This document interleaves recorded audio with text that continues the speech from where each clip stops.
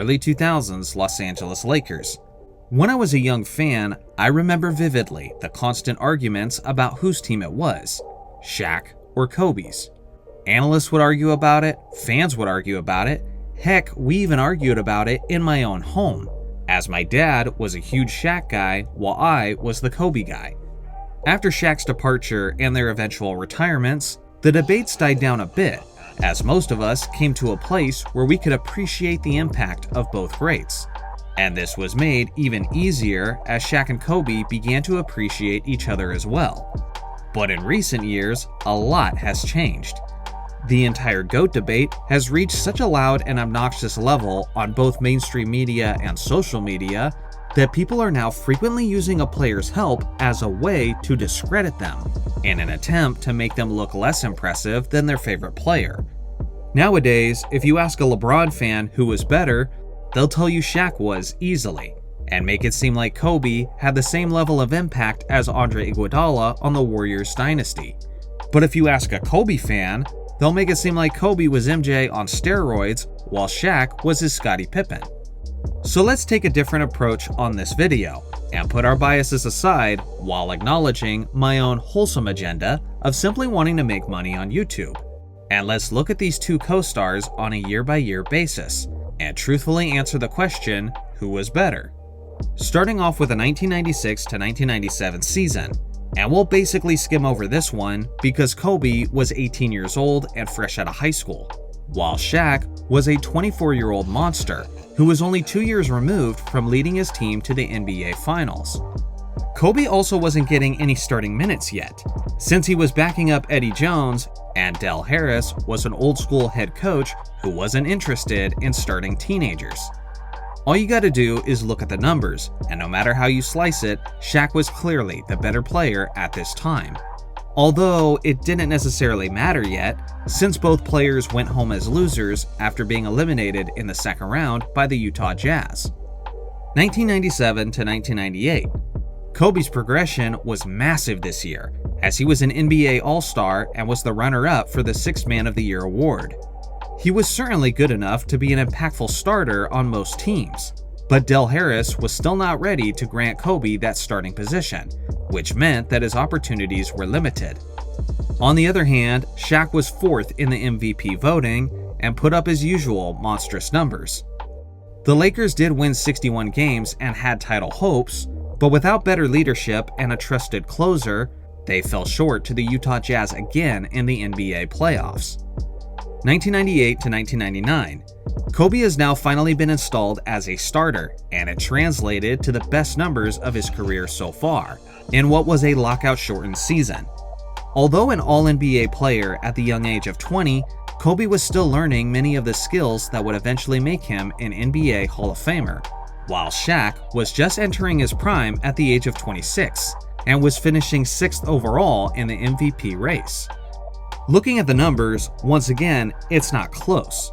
Shaq was still the best player on the Los Angeles Lakers, and yet they still couldn't get it done in the playoffs, as the Lakers were eliminated in 5 games by the eventual champion San Antonio Spurs.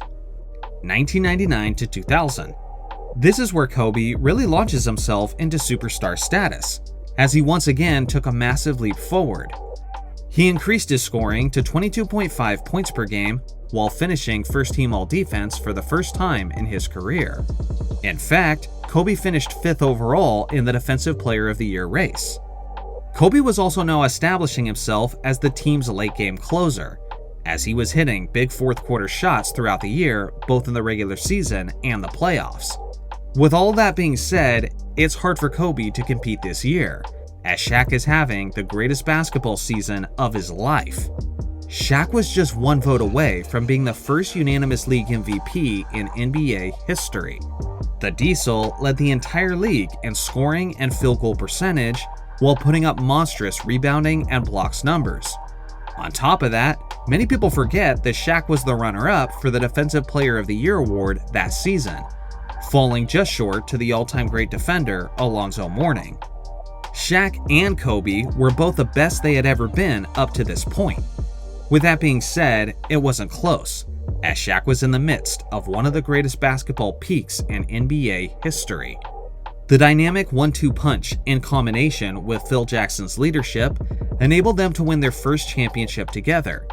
You would absolutely be wrong to say that Shaq carried this team to a title though, because Bryant did have crucial games where he was the difference, like Game 7 of the West Finals, where he had more points, rebounds, assists, and blocks than O'Neal. And of course, there's also the iconic fourth game of the NBA Finals, where Kobe took over and sealed the victory after Shaq fouled out. So Kobe was certainly needed, and there was at least instances where it looked like he was the best player on the court. But without question, Shaq was the leading man the majority of the time, especially when examining his all-time great Finals MVP, where he absolutely destroyed the overwhelmed Indiana Pacers. 2000 to 2001. Now the talks are officially heating up on whose team it is, as Kobe is no longer just a superstar, but now he's officially entered the conversation of the best player in the game. Shaquille O'Neal even went as far as calling Bryant the best player in the world after a clutch road victory. It wasn't just Shaq, even Danny Ainge called Bryant the best in the game during a nationally televised broadcast on TNT.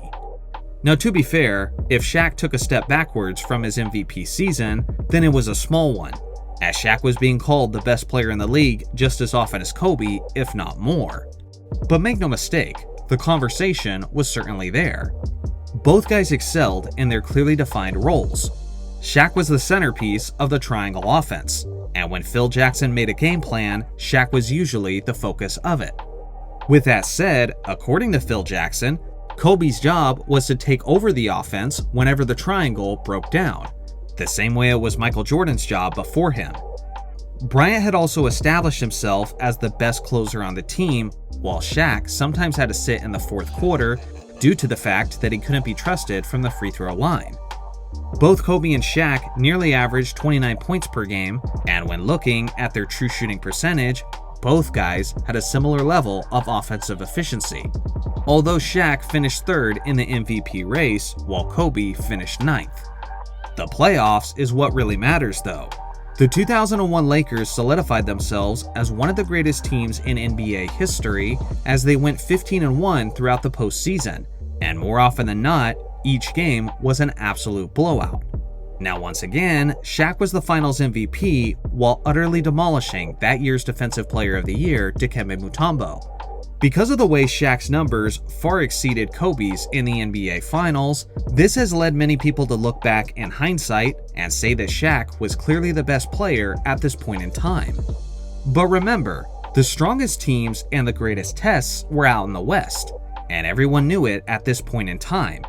And if there was an MVP award for the West playoffs at that time, then it almost certainly would have gone to Kobe, as he led the team in points, assists, and steals while being more efficient than Shaq offensively. Kobe was also clearly the leading force when they defeated the San Antonio Spurs in the West Finals, who was the team that had the best record in the entire league that season. Make no mistake, Shaq was still a monster throughout the West playoffs, which is why they were able to go 15-1 in the playoffs as a whole. If Kobe and Shaq are both playing out of their minds while Derek Fisher is hitting over 50% of his three-point shots, then yeah, this team is obviously going to dominate.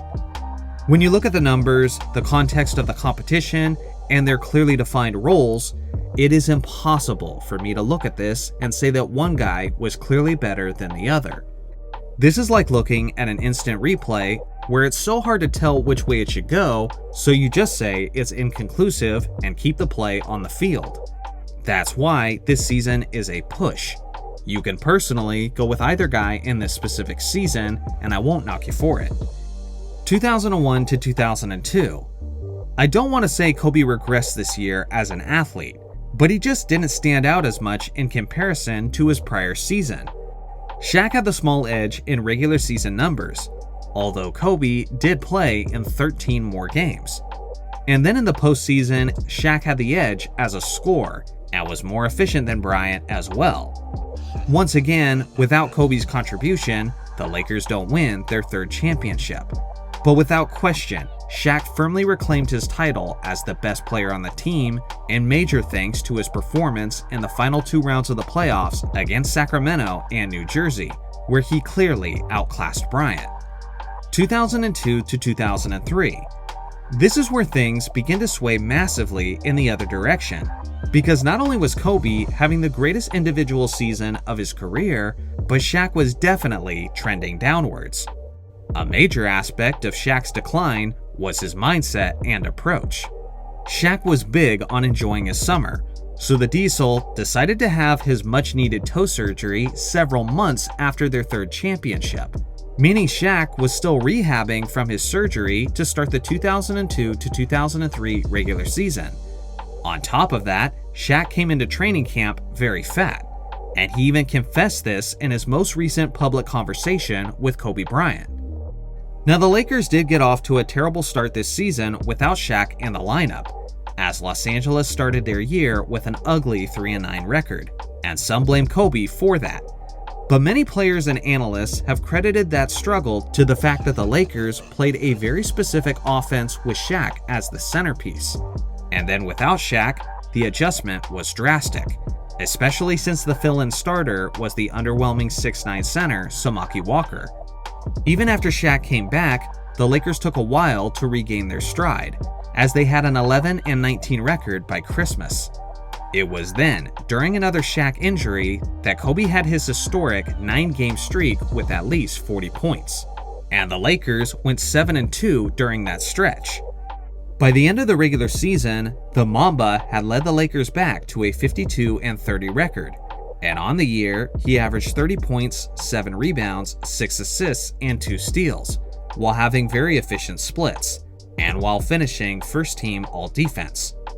Shaq played 15 less games than Kobe in the regular season, and had numbers that were overall less impressive, and he only finished on the NBA's second All-Defensive team. This was actually the first time in Kobe's career that he actually finished ahead of Shaq in the league MVP race. The Lakers only made it to the second round of the postseason, where they were eliminated in 6 games by the San Antonio Spurs, and Shaq and Kobe had more comparable numbers in the playoffs. But over the course of the season as a whole, there's no question in my mind that Kobe had officially surpassed Shaq as the best player on the team. 2003 to 2004. This was the epic culmination of all the Shaq and Kobe drama. The Diesel again came into training camp extremely out of shape, and Kobe had the famous Colorado trials going on, meaning he had to travel to court in Denver and then back to Los Angeles on the same day for some games. Now, with the recent acquisitions of Gary Payton and Karl Malone, the offense had more mouths to feed.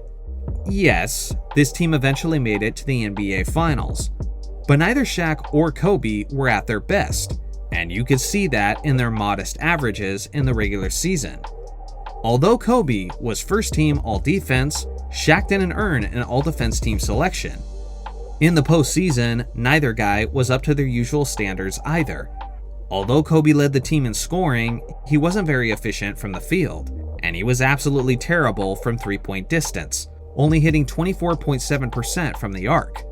Shaq, on the other hand, shot an LA worst 42.9% from the free throw line in the postseason, and while Kobe was horrible offensively in the NBA Finals, Shaq was awful defensively, providing almost no effort in protecting the rim.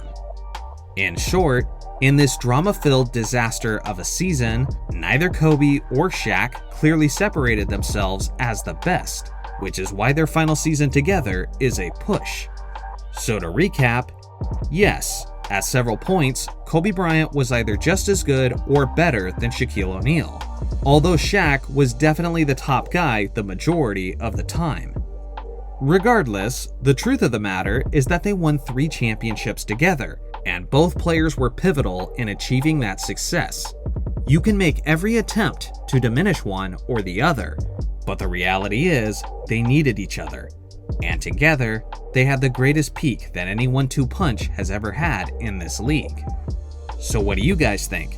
Do you agree with my year-by-year breakdown? I look forward to hearing your thoughts in the comment section below. Thank you to the members for being the real MVPs of this channel. And thanks for watching as always. Make sure to like and subscribe for more basketball content, and I'll see you guys in the next video.